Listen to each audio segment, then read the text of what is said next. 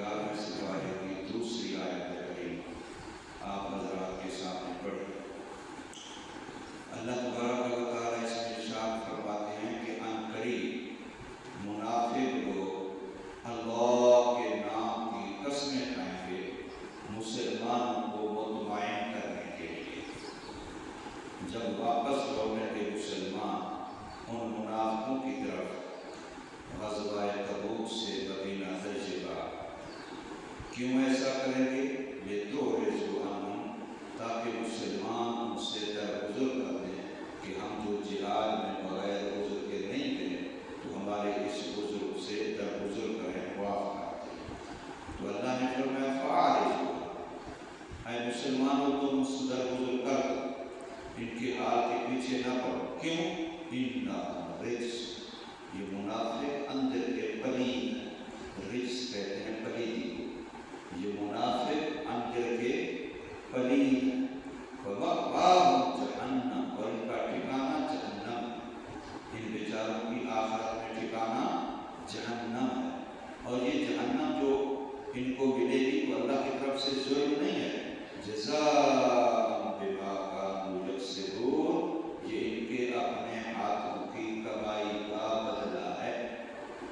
इन्होंने जो खुद कुफ्र किया, निफाक किया, बदअमली की, अल्लाह की नाफरमानी की, अल्लाह के नबी सल्लल्लाहु अलैहि वसल्लम की नाफरमानी की, तो उसका अंजाम बद यही है, इनको उसका बदला मिला है। तो इस बिना पर कहा जाता है नंबर 1, कसरत से कसमें खाना ये मुनाफिकत की निशानी है। बार बार कसम, बात बात पर कसम, और खुसूसन फिर झूठी कसमें खाना, ये मुनाफिकत की निशानी है। मुनाफिकीन की निशानियाँ जो हदीस ने बतलाई हैं, कुरान ने बतलाई हैं, उनमें से एक निशानी ये भी है कि बंदा बात बात पर कसम खाए।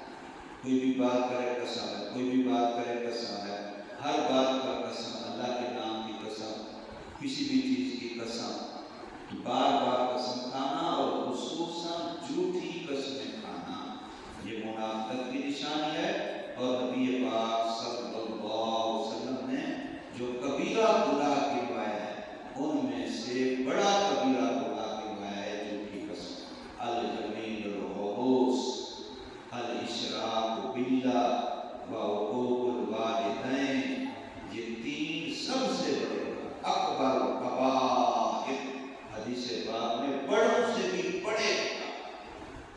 कौन से?